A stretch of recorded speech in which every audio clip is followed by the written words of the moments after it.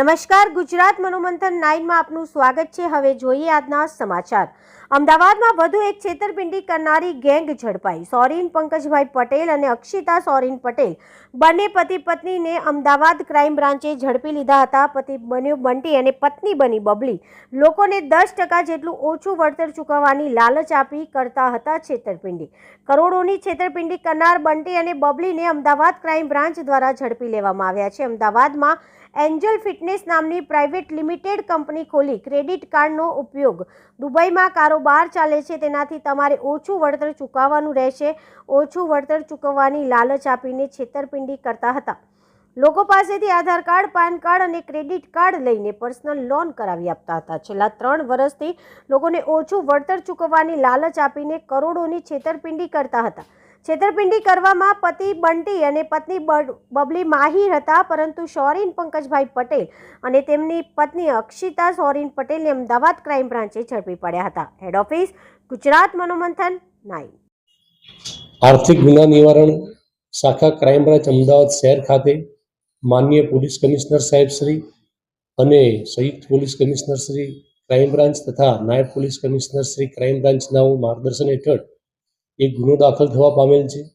જે ગુનાની એમો એવા પ્રકારની છે કે આ કામના આરોપી જે છે એ આરોપી જે લોકો છે તે સૌરીન પંકજભાઈ પટેલ અને તેમની પત્ની અક્ષિતા કરીને છે। આ બંને જણાએ એન્જલ ફિનટેક પ્રાઇવેટ લિમિટેડ આશ્રમ રોડ ખાતે એક ઓફિસ ભાડેથી રાખી અને રોકાણકારોનો સંપર્ક કરી તેઓને ખૂબ જ મોટું વળતર આપવાનું, આશરે 10% જેટલું વળતર આપવાની લોભામણી લાલચો આપી લોકો પાસેથી રોકાણ કરાવતા હતા। અને આ માટે તે લોકો કોઈ રોકડા પૈસા લેતા ન હતા, પરંતુ તે લોકોના આધાર કાર્ડ, પાન કાર્ડ આધારે ક્રેડિટ કાર્ડ મેળવી અને ક્રેડિટ કાર્ડ ઉપર પૈસા લેતા હતા।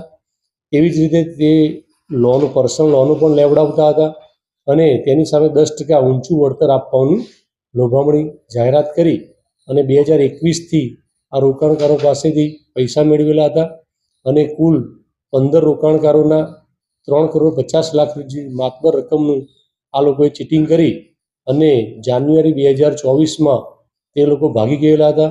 રોકાણકારોએ તેઓનો સંપર્ક કરતા તે કોઈ રિસ્પોન્સ આપતા ન હતા અને તેમના ઘરેથી પણ ભાગી ગયેલા હોય આર્થિક ગુના નિવારણ શાખા ખાતે આ બંને જણ વિરુદ્ધમાં ગુનો દાખલ કરવામાં આવેલો છે અને હાલમાં ગુનાની તપાસ ચાલુ છે।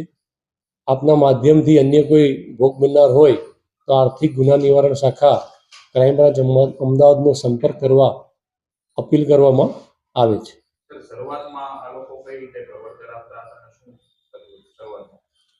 આ જે દંપતી છે એ લોકો રોકાણકારોનો સંપર્ક કરી તેઓને ખૂબ જ ઊંચું વળતર આપવાની લોભામણી લાલચો આપતા હતા। તેના માટે તે લોકોએ તેમને જણાવતા હતા કે તમારું આધાર કાર્ડ, પાન કાર્ડ જ આપો, કોઈ રોકડા રૂપિયા આપવાની જરૂર નથી। એટલે લોકો તેમના ઉપર વિશ્વાસ કરી અને ક્રેડિટ કાર્ડ મેળવતા હતા અને ક્રેડિટ કાર્ડ ઉપર વારંવાર એક વખત પૈસા મેળવી અને જમા કરાવી લિમિટ વધારતા હતા। એવી જ રીતે પર્સનલ લોન પણ મેળવતા હતા અને તેની સામે વળતર પણ ચૂકવતા હતા। એટલે લોકોને વધારે વિશ્વાસ આવતા ખૂબ જ મોટી રકમનું રોકાણકારોએ એમને વળતરની અપેક્ષાએ રોકાણ કરતા છેલ્લે આ કામના આરોપીએ કોઈને પરત પૈસા ચૂકવ્યા નહીં અને ભાગી જઈ ગુનો આચરેલ છે।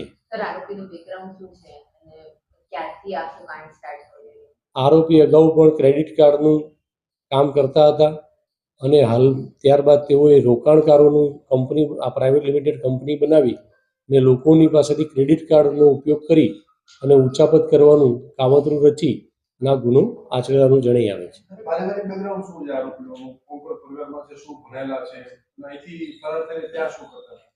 આ જે છે એ પતિ પત્ની બંને જણા છે તેઓની એક માતા, આ જે આરોપી છે સૌરીન તેની માતા છે, તેઓ એકલા જ અહીંયા રહે છે અને આ પતિ પત્ની બંધાનું ચીટિંગ કરી અને પંજાબ ખાતે જતા રહેલા હતા અને ત્યાંથી તેઓ મળી આવેલા છે।